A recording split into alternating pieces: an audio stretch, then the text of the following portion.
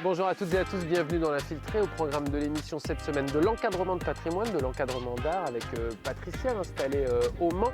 On ira aussi découvrir la seule créatrice d'harmonica au monde, en tout cas de notre monde, c'est Sandrine qui est installée au hangar Créalab, c'est rue d'Alger, en plein centre-ville du Mans. On ira dans le nord du département à Rouessé-Vassé, pas très loin de Sillé-le-Guillaume, pour Entre Terre et Fer. C'est Pascal Grignoux qui nous a accueillis, il est ferronnier d'art. Et puis on terminera avec une chambre d'hôte magnifique à 2 pas de la ville du Mans, mais on sera du côté d'Ivray-l'Évêque, c'est le manoir des Logis.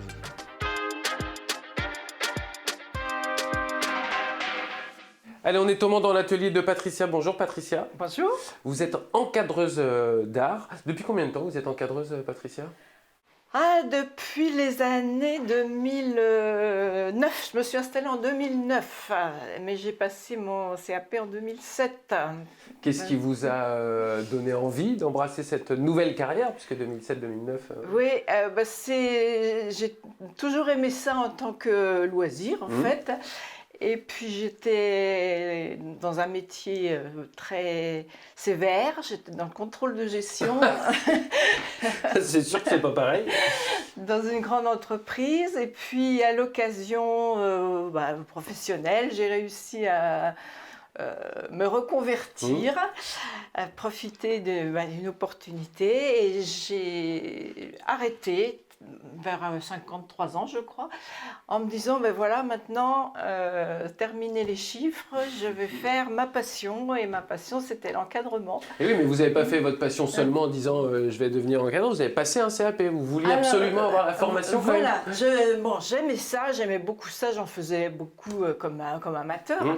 Et puis, je me suis dit, voilà, j'arrête mon métier, mais maintenant, je veux être vraiment encadreur, connaître les vraies techniques, savoir travailler.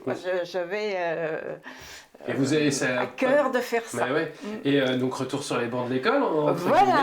Comment vous avez vécu cette période? Pendant un an, j'ai été dans un cours avec une professeure qui entraînait les adultes, parce que le CAP, il faut avoir moins de, je sais plus, je crois que c'est 22 ans, 23 ans. Donc moi j'avais un petit peu plus. Et donc j'étais chez Sylvie Chapuis, dans la région parisienne, et toutes les semaines, on partait à Paris, on avait des exercices en revenant, et puis j'ai passé l'examen en juin de 2007, je crois. Et puis après, quand j'ai eu mon CAP, j'étais contente, j'étais très contente. J'ai dit, oui, mais qu'est-ce que je vais en faire? Maintenant, il faut que ce serait bien de continuer. Donc j'ai créé ma petite entreprise, ma micro-entreprise, en 2008. Et j'ai commencé à ce moment-là, pour travailler pour des clients. Pas de boutique physique, mais du bouche à oreille, j'imagine. Non, malheureusement, pas de boutique physique, parce que ça fait des frais fixes. J'ai été dans une super structure pendant un temps, ça s'appelait Hangar 43. Maintenant, c'est Hangar Lab, mais c'était vraiment très, très sympa. Et puis, l'association s'est dissoute, et puis ça a évolué. Sinon, j'ai travaillé essentiellement chez moi, en fait, à domicile. Donc le bouche à oreille, j'achète des œuvres, est-ce que tu connais quelqu'un pour encadrer? J'ai fait des expos, j'ai fait une expo sur Paris, là, au Viaduc des Arts. Donc là, c'est pareil, ça permet d'élargir un petit peu la clientèle. J'ai fait des expos au Mansart. Dans la cathédrale, donc ça c'est une superbe manifestation. Et puis en fait c'est comme ça, un petit peu par bouche à oreille, et puis les gens passionnés d'antiquité, de gravure ancienne, etc., qui me voient à l'occasion d'expos comme ça.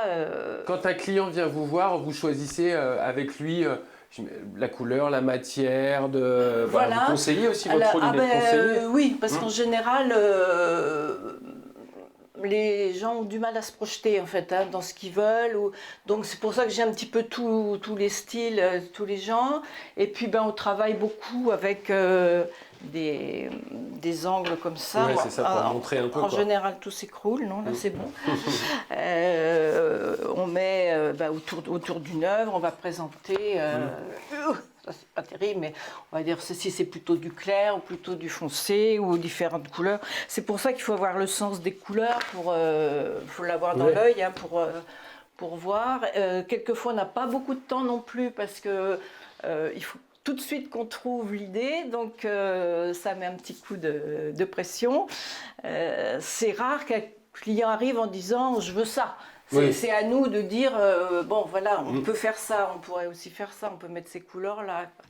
Et donc un cadre c'est un jeu de la profondeur et tout, hein, de mécano, de Lego, je sais pas comment ça s'appelle, mais par exemple un cadre il est toujours constitué d'un carton qui s'appelle carton de fond, sur lequel on met un anneau, hein, ou on le met dans les baguettes, ça dépend. Bon, ça c'est le sujet encadré. Autour, c'est l'équivalent de ça, si vous voulez. Mais en général, on le retravaille avec de la profondeur. Voilà. Ça, Donc, quand on biseaute, un encadreur d'art, il fait ses biseaux à la main et voilà. Et après, on habille avec un papier en harmonie avec la couleur. Alors, on peut mettre un biseau, on peut mettre 2 biseaux. Là, j'ai mis un petit bout pour qu'on voit le raccord, le rendu. Ça, si c'était bien mis, ce serait mieux, voilà. Et puis après, on colle l'ensemble. Et ça, on peut aussi éventuellement mettre un petit filet. J'ai dû mettre des petits filets. Ben là, par exemple, vous voyez, au-delà du biseau, il y a un petit filet rouge. Là, j'ai mis 2 biseaux. On joue sur les couleurs pour donner de la profondeur. On peut avoir des biseaux un petit peu décalés parce que là, il y avait le titre, donc il faut garder la lecture.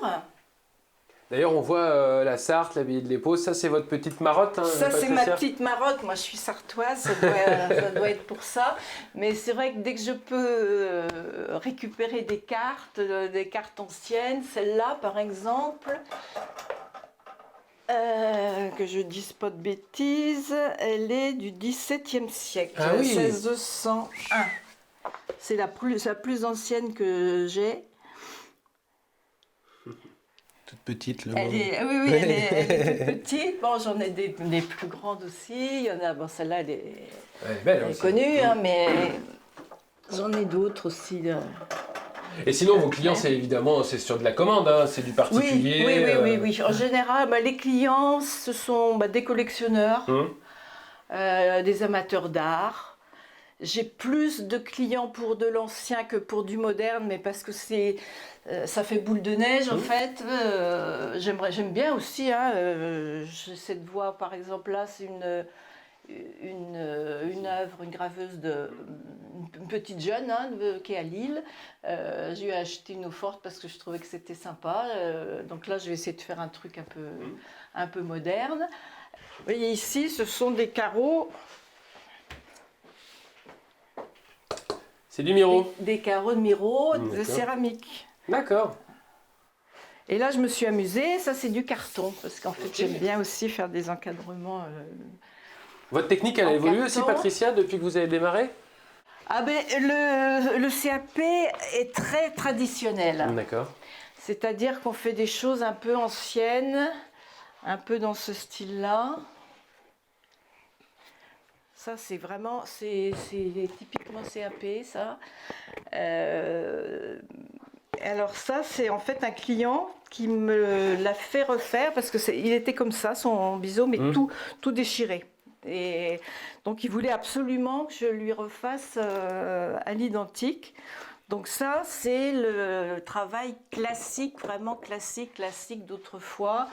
Vous avez sûrement vu dans des brocantes. C'est beau ça aussi, oui. Ça, ce sont des lithographies de Daumier. Et vous avez sûrement dû voir dans des brocantes des tableaux avec un lavis vert comme ça. Oui. Parce que ça s'est fait début du siècle. C'était extraordinaire. Bon, ceci dit, maintenant, ça ne plaît plus trop. Donc, j'ai celui-là à transformer. C'est le cadre que vous allez enlever là? Alors, je vais tout refaire. D'accord. Parce que vous voyez déjà ici, la gravure, elle est descendue.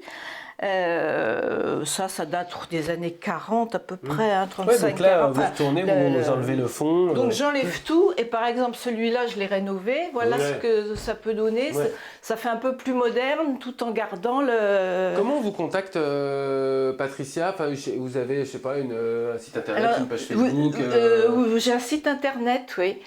Le cadre du temps.com. On vous envoie une photo, on vous dit j'aimerais bien faire ça, ou par mail. En par général, mail, c'est par mail, hein, j'ai contact, et puis hop. Et puis sinon, dans les expos, quand ça reprendra, quoi. Et puis, bon, alors ça, les expos quand ça reprendra, les cours quand ça reprendra. C'est ça. Quand la vie reprendra, quoi. Quand tout reprendra.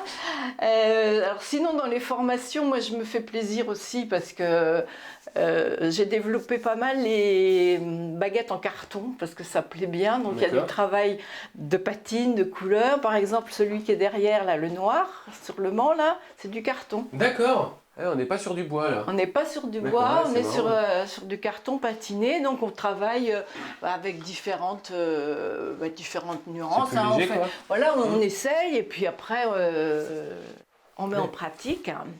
Ça, par exemple, c'est aussi du carton. Donc c'est une œuvre de Blaquière. Hein, ça, c'est un peintre Roger, bien connu, Roger Blaquière. Donc ça, c'est une œuvre, c'est du carton. Numéroté. Hein. Ouais, que j'ai patiné et sur lequel j'ai fait un travail pour donner un effet rouille. Un effet rouille, carrément. Ouais. C'est beau ce qu'il fait Roger quand même. Ah, c'est superbe, j'adore. Bon, bah ça marche. Merci beaucoup Patricia de nous avoir reçus dans votre atelier. À bientôt. Merci à vous. C'était un plaisir de vous faire découvrir l'encadrement.